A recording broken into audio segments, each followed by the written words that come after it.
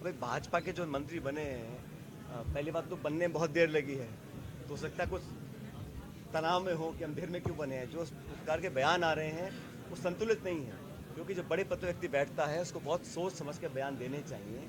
और अभी ऐसे बहुत से वाक्य सामने आए हैं जब बड़े बड़े पदों में बैठे लोगों के ज़बान फिसली है या गलत बात बोल गए हैं, उनको नियंत्रण रखना चाहिए। सरकार नई नई बनी है, अभी तो उनको बहुत कुछ करना बाकी है, लेकिन शुरुआत में जो दिक्कतें पैदा हो रही हैं, जो बंटवारे में और जैसा अब विभाग बांटे हैं, ये मुख्यमंत्री का विशेष अधिकार है किस मंत्री को क्या विभाग देना है। लेकिन हमारे जो भाजपा के वरिष्ठ नेता हैं जिन्होंने 5 साल संघर्ष किया भाजपा के लिए, डॉक्टर किरोड़ी मीणा जी, उनको क्या लोग उम्मीद लगाए बैठे थे उनको क्या बड़े पद मिलेंगे।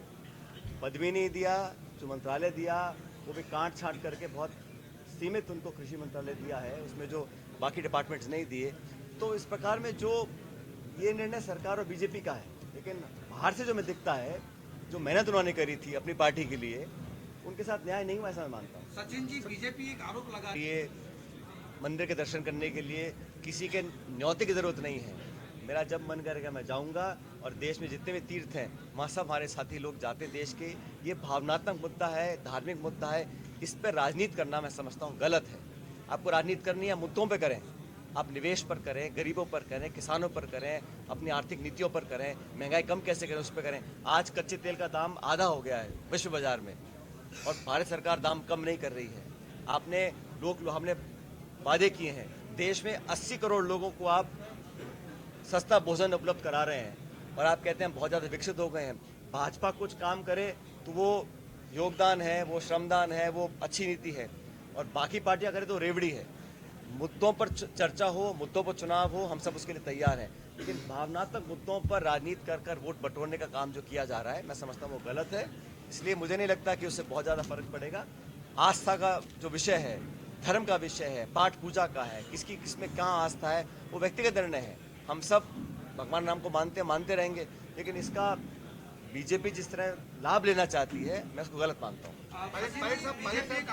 चुनाव से पहले सुरेंद्र पाल सिंह टीटी को मंत्री बना दिया गया था, और आप लोगों ने पे काम कर रहे हैं। देश में जो संस्थाएं हैं, जो संवैधानिक संस्थाएं हैं, जिस निष्पक्षता से उनको काम करना चाहिए, और पब्लिक के अंदर एक विश्वास पैदा होना चाहिए कि ये हमारी न्यायपालिका है, हमारा इलेक्शन कमीशन है, हमारी ब्यूरोक्रेसी है, हमारी जुडिशरी है, वो निष्पक्ष तरीके से काम कर रहे हैं। काम करते हुए दिखना भी चाहिए। हम लोगों ने कंप्लेन किया था कि आचार संहिता का उल्लंघन है, आप जनता को प्रभावित कर रहे हैं। चलते चुनाव में कोड ऑफ कंडक्ट लगा हुआ है, आप कोड ऑफ कंडक्ट में किसी एम्प्लॉय का ट्रांसफर नहीं कर सकते हैं, आप किसी को नियुक्ति नहीं दे सकते हैं, और आप प्रदेश का मंत्री बना रहे हैं। आज तक कभी हुआ नहीं है, और हुआ आयोग ने कुछ नहीं किया, जनता ने तो किया ना। तो अंतिम जो निर्णय है पब्लिक का है। पब्लिक और मतदाता इस तरह रुझाने से बहकते नहीं हैं और सही और गलत की पहचान करते हैं। तो जनता जनार्दन अंतिम निर्णय करेगी, और 2024 का चुनाव लोकसभा का है, उसमें भी कोई कुछ कर ले, लेकिन मुझे पूरा विश्वास है कि इंडिया अलायंस हम लोग जीत कर आएंगे और एनडीए को पराजय मिलेगी। निष्पक्ष रहेगा चुनाव आयोग, निष्पक्ष रहेगा। एक आरोप लगा रही है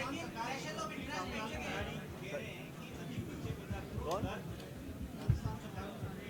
इसकी आज कार्यकारिणी की मीटिंग है, और मुझे खुशी है कि मुझे आज यहाँ आमंत्रित किया है हमारे प्रदेश अध्यक्ष युवा कांग्रेस के अभिमन्यु पूनिया जी, जो हाल ही में विधायक बनकर आए हैं, और यहाँ सब हमारे जो कार्यकारी अध्यक्ष हैं, पार्टी के पदाधिकारीगण हैं, और हमारे नवनिर्वाचित विधायक जो बाई इलेक्शन जीत कर आए हैं, रूबी कुन्नर साहब, हम सब यहाँ एकत्रित हुए हैं। जैसा आप जानते हैं कि अब लोकसभा के चुनाव बहुत नज़दीक है, और 14 तारीख से राहुल गांधी जी की भारत जोड़ो न्याय यात्रा चालू हो रही है, और युवक कांग्रेस को भी जिम्मेदारी दी है राज्य के अलग अलग क्षेत्रों में काम करने की। 15 लोकसभा क्षेत्र युवक कांग्रेस को स्पेशली फोकस करने के लिए दिया है। मुझे खुशी है कि बहुत जल्द ही पूनिया जी ने अपने साथियों को बुलाया है, यहाँ चर्चा करेंगे कि आने वाले कुछ हफ्तों के अंदर किस रणनीति को लेकर युवक कांग्रेस के साथी हम सब मिलकर एक नई दिशा दें पार्टी के अभियान को। अखिल भारतीय कांग्रेस कमेटी लगातार बैठकें कर रही है, अलग अलग नियुक्तियां हुई हैं, प्रभारी बने हैं प्रदेश में, और एआईसीसी के स्तर पर स्क्रीनिंग कमेटियां बन गई हैं। हम सबका ध्येय ये है कि जो कांग्रेस का जो एफर्ट है और इंडिया अलायंस का एफर्ट है, उसको मिलकर हम एनडीए को चुनौती दें। इंडिया अलायंस के हमारे जो साथी हैं, उनसे लगातार हमारे पार्टी के नेता बात कर रहे हैं, और मुझे खुशी इस बात की है कि सभी विपक्ष की साथी पार्टियों ने मन बनाया है कि हम चुनाव मिलकर लड़ेंगे। आज जो हालात देश में हैं, हम सब जानते 10 साल से बीजेपी की सरकार है और लगातार जो जनता से जुड़े मुद्दे हैं, चाहे वो महंगाई के हैं, रोज़गार के हैं, निवेश के हैं, शिक्षा के हैं, चिकित्सा के हैं, किसानों के हैं, उन सब मुद्दों से ध्यान भटकाने के लिए लगातार बीजेपी कोशिश कर रही है। और मैं ऐसा मानता हूं कि पब्लिक समझदार है। अभी जो उपचुनाव हुए उसमें भाजपा को करारी शिकस्त कांग्रेस पार्टी ने दी और उसके एक संदेश पूरे देश में गया है कि मूलभूत जो हमारे मुद्दे हैं उनसे ध्यान नहीं भटकाया जा सकता। हमारी कोशिश ये है कि हम लोकसभा की तैयारियां चालू हमने करी हैं। राहुल जी की यात्रा से, वो एक ऐसी यात्रा है जो लोगों को न्याय दिलाने के लिए करने जा रहे हैं। जो भारत जोड़ो यात्रा थी, राहुल जी चले कन्याकुमारी से कश्मीर तक, उसका प्रभाव ये रहा कि आम जन में ये महसूस लोगों को हुआ कि हम जवाबदेही तय कर सकते हैं। अब ये यात्रा निकल रही है चुनाव से ठीक पहले।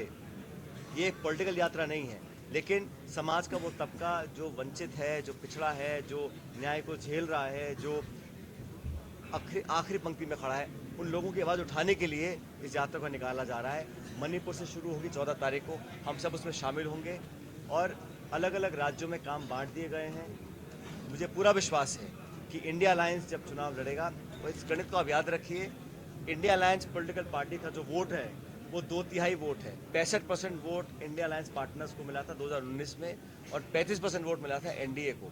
तो जब सब लोग इकट्ठे आएंगे, एक नया अभियान चालू होगा, जॉइंट रैलीज होंगी, जॉइंट प्रोग्राम्स होंगे और उसी दिशा में जो युवक कांग्रेस को जिम्मेदारी दी है उसको हम लोग उनकी मदद करने के लिए आज यहाँ पर आए हैं।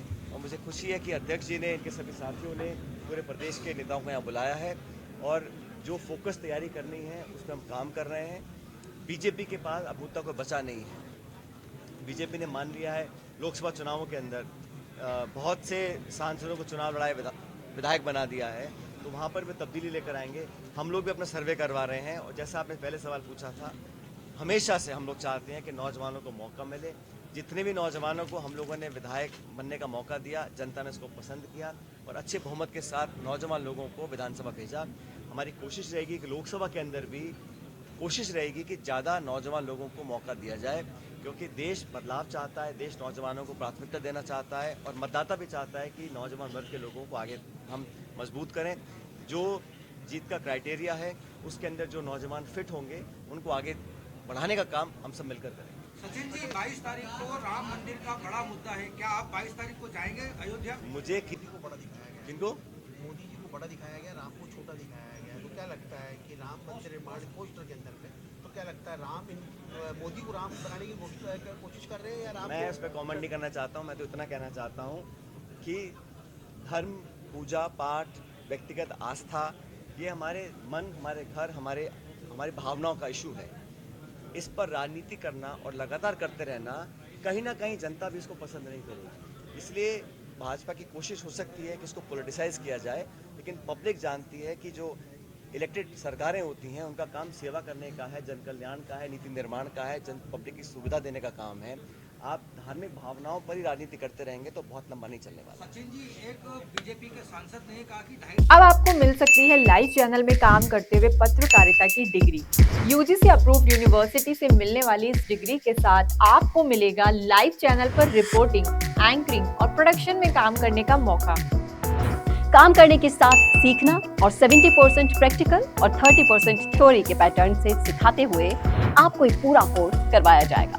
यही नहीं, यहाँ आपको इंडस्ट्री के हिसाब से ट्रेन करने के लिए आज तक सी न्यूज और कई चैनलों में काम करने वाले लोग लेक्चर्स देंगे। साथ ही परमानेंट फैकल्टीज भी इन चैनल्स और अखबारों में लंबा एक्सपीरियंस ले चुके लोग भी होंगे। इसके साथ ही टीवी, न्यूज़पेपर जैसे ट्रेडिशनल मीडिया की लाइव प्रैक्टिकल ट्रेनिंग के अलावा आपको यहाँ पर डिजिटल मीडिया और डिजिटल मार्केटिंग भी इंडस्ट्री नीड्स के हिसाब से सिखाई जाएगी। तो केवल रटना लिखना नहीं, बल्कि इंडस्ट्री जैसा टैलेंट चाहती है, उसकी प्रैक्टिकल एजुकेशन के साथ कीजिए मास कम्युनिकेशन और जर्नलिस्ट या मल्टीमीडिया एंड एनिमेशन की BVOC डिग्री। और प्लेसमेंट असिस्टेंट से लेकर ट्रेडिशनल और डिजिटल मीडिया की सारी इंडस्ट्री ट्रेनिंग विद इंटर्नशिप आपको मिलेगी मिशिगा इंस्टीट्यूट ऑफ मीडिया स्टडीज में।